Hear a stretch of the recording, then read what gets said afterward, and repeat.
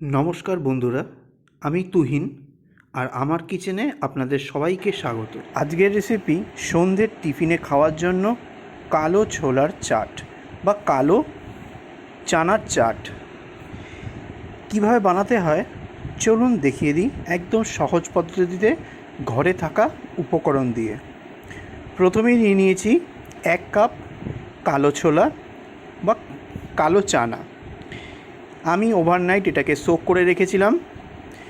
Overnight রেখে দিলে ফলটা কিন্তু ভালো পাবেন, তাই ওভারনাইট কিন্তু এটাকে ভিজিয়ে রেখে দেবেন। এইবার একটা প্রেশার কুকার নিয়ে নিয়েছি। প্রেশার কুকারের মধ্যে এই ভিজিয়ে রাখা কালো ছোলাটা দিয়ে দেবো। তারপরে দিয়ে দেবো হাফ করে কেটে নেওয়া একটা মিডিয়াম সাইজের আলু।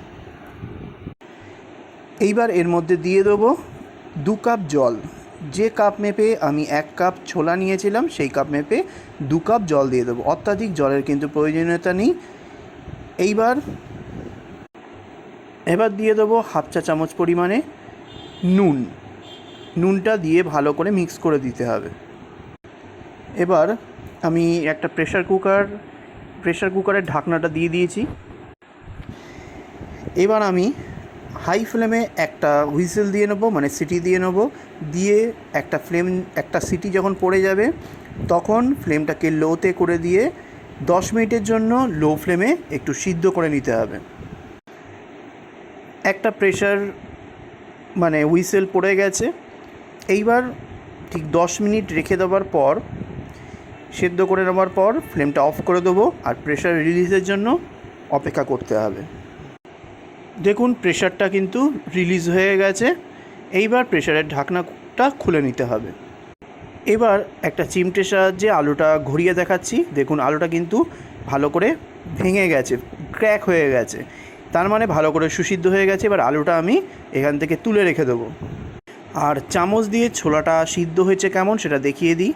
দেখুন একটা ছোলা আমি হাতে নিয়ে একটু চাপ দিতেই কিন্তু একদম গলে গেল, কিন্তু গোটাই কিন্তু দানা রয়েছে। এইভাবেই কিন্তু সিদ্ধ করবেন, একদম পারফেক্টলি সিদ্ধ হবে এবং ফলটা কিন্তু ভালো পাবেন।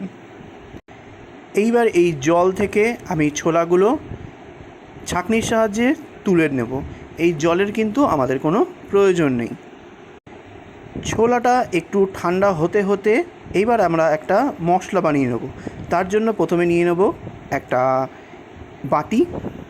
প্রথমেই দিয়ে দেবো হাফ চা চামচ ভাজা জিরের গুঁড়ো, means half teaspoon roasted cumin powder, half teaspoon ভাজা ধনের গুঁড়ো, means half teaspoon roasted coriander powder, regular hot chilli powder half teaspoon, quarter teaspoon Kashmiri red chilli powder, add quarter teaspoon regular salt, add quarter teaspoon turmeric powder মানে হলুদের গুঁড়ো। এইবার পরিমাণ মতো জল দিয়ে, পরিমাণ মতো ওয়াটার দিয়ে ভালো করে একটা মিক্সচার বানিয়ে নিতে হবে, মানে থিক পেস্ট বানিয়ে নিতে হবে। এই পেস্টটাকে সাইডে রেখে আমরা একটা প্যান বসিয়ে দেবো। প্যানটাকে হাই ফ্লেমে ভালো করে গরম করে নিতে হবে। এবার দিয়ে দেবো 2 চা চামচ সাদা তেল, অ্যাড 2 টিস্পুন রিফাইন্ড অয়েল।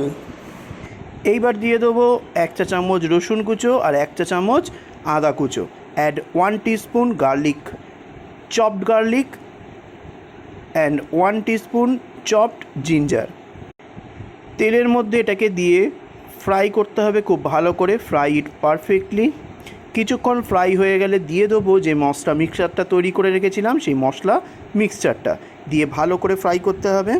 মশলাটা ততক্ষণ ফ্রাই করতে হবে যতক্ষণ না পর্যন্ত অয়েলটা রিলিজ করছে। অয়েলটা রিলিজ হওয়া অবধি লো টু মিডিয়াম ফ্লেমে ভালো করে ফ্রাই করে নিতে হবে।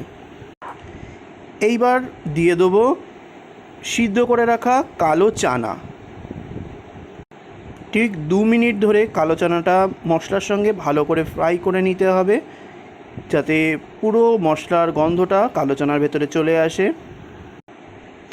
দিয়ে দেবো হাফ চা চামচ chaat masala, add half teaspoon chaat মশলা।